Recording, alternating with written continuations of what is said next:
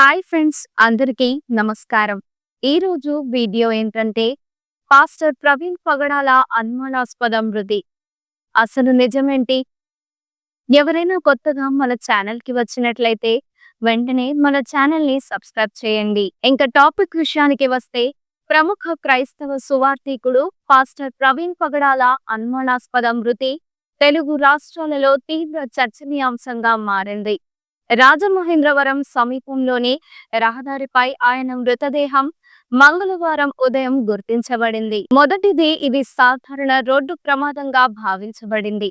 అయితే ప్రవీణ్ పగడాల శరీరంపై ఉన్న గాయాలు, సంఘటనకు ముందు జరిగిన పరిణామాలు అనేక అనుమానాలకు తావిస్తున్నాయి. ప్రవీణ్ పగడాల మృతిపై వివిధ క్రైస్తవ సంఘాల నాయకులు, అనుచరులు రాజమహేంద్రవరం ప్రభుత్వ ఆసుపత్రి వద్ద భారీ సంఖ్యలో చేరి నిరసన చేపట్టారు. ఆయన సాధారణ ప్రమాదంలో మరణించలేదని, ఇది ఒక పన్నాగమని ఆరోపిస్తున్నారు. ఈ నేపథ్యంలో పోలీసులు కేసును అనుమానాస్పద మృతిగా నమోదు చేసి దర్యాప్తును వేగవంతం చేశారు. సీసీ కెమెరా ఫుటేజీ ఆధారంగా పోలీసులు ఘటనను విశ్లేషిస్తున్నారు.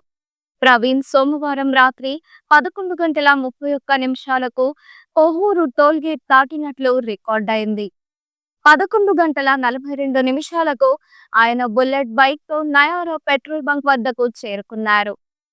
అక్కడి నుంచి కేవలం కొన్ని క్షణాల్లోనే ఆయన రహదారి పక్కన విగత జీవిగా కనిపించారు. ఈ సమయంలో ఆయన వెనుక 5 వాహనాలు ప్రయాణించాయని సీసీ ఫుటేజ్ ద్వారా వెల్లడైంది. పాస్టర్ ప్రవీణ్ మృతిపై వివిధ రాజకీయ నాయకులు కూడా స్పందించారు. మహాసేన రాజేష్, మాజీ ఎంపీ జీవి హర్షకుమార్, టీడీపీ నేతలు ఈ ఘటనపై పూర్తిస్థాయి విచారణ జరిపించాలని డిమాండ్ చేశారు. హోంమంత్రి అనిత కూడా ఈ కేసును పరిశీలిస్తున్నామని, న్యాయం జరిగేలా చర్యలు తీసుకుంటామని వెల్లడించారు. ప్రమాద స్థలంలో సీసీ కెమెరా దృశ్యాలు కీలకంగా మారాయి. పోలీసులు అక్కడ ఫుటేజీని పరిశీలించి ప్రమాదానికి గల అసలు కారణాలను కనుగొనే ప్రయత్నం చేస్తున్నారు. పోలీసులు ఇప్పటికే 5 ప్రత్యేక బృందాలను రంగంలోకి దించి వివిధ కోణాల్లో దర్యాప్తును కొనసాగిస్తున్నారు. ఇదిలా ఉంటే క్రైస్తవ సంఘాల నాయకులు, అనుచరులు ప్రవీణ్కు న్యాయం చేయాలని డిమాండ్ చేస్తున్నారు.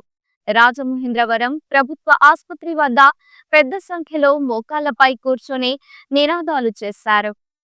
ఈ ఘటనపై మరింత లోతుగా విచారణ చేయాలని, బాధ్యులను శిక్షించాలని కోరుతున్నారు. ప్రవీణ్ పగడాల మరణంపై అనేక అనుమానాలు వ్యక్తమవుతున్న నేపథ్యంలో పోలీసులు అన్ని కోణాల్లో దర్యాప్తు చేస్తున్నారు.